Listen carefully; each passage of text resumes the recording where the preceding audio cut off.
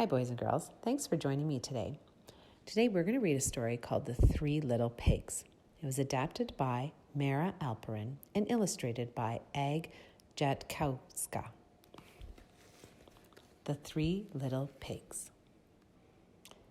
There once was three little pigs named Horace, Boris, and Percy, who lived together in a teeny tiny cottage in the forest. One day, Mama Pig said, "You're all too big to live here. You must go and build houses of your own. But beware of the big bad wolf. Make sure your houses are safe and strong." "Who's afraid of the big bad wolf?" chuckled Horace. "Not me," giggled Boris. And so the three little pigs set off. Before long, they reached a large field. "I'll build my house right here out of straw," Horace cheered. "Straw?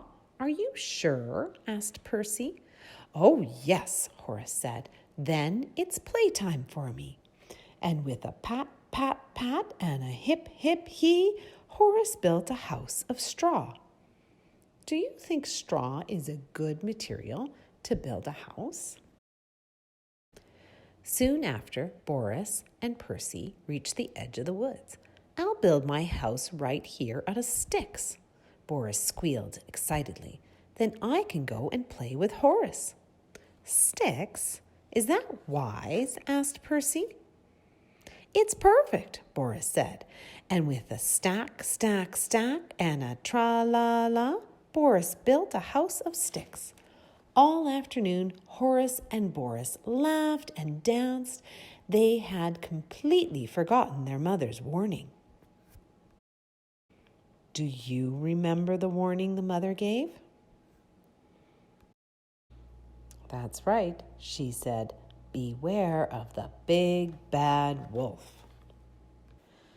But Percy plodded on. "I want my house to be safe and strong," he thought. Then he came to a brickyard. "This is just what I need," he said. So, day after day, Percy worked with a rumbly bump and a tip-tip-tap and a heave-ho until at last his brick house stood tall and proud.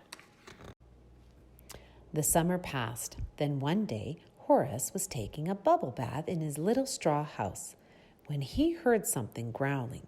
He peeked out the window and saw two big, beady eyes.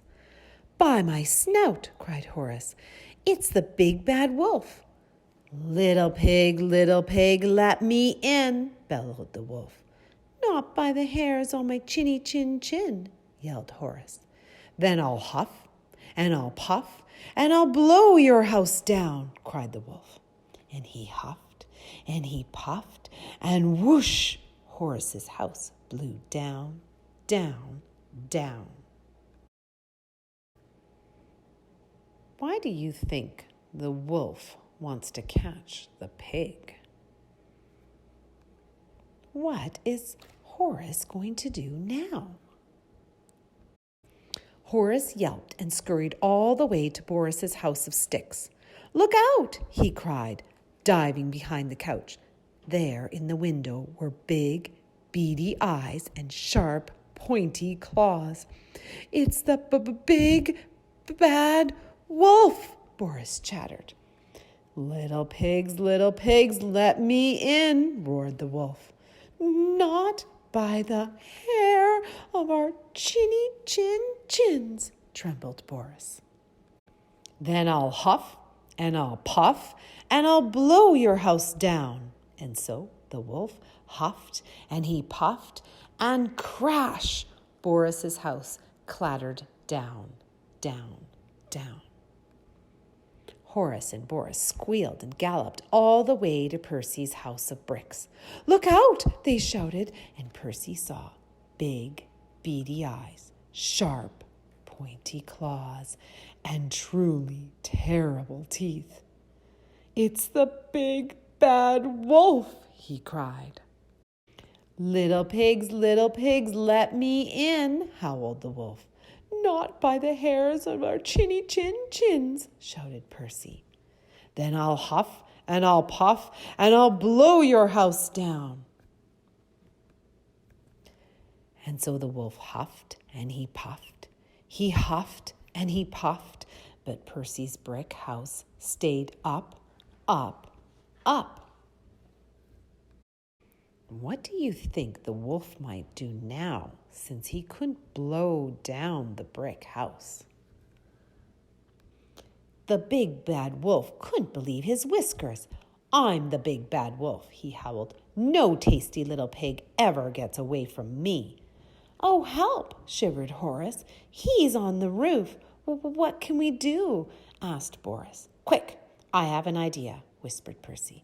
"Yum, yum, yum, here I come," laughed the wolf, and he slid down the chimney.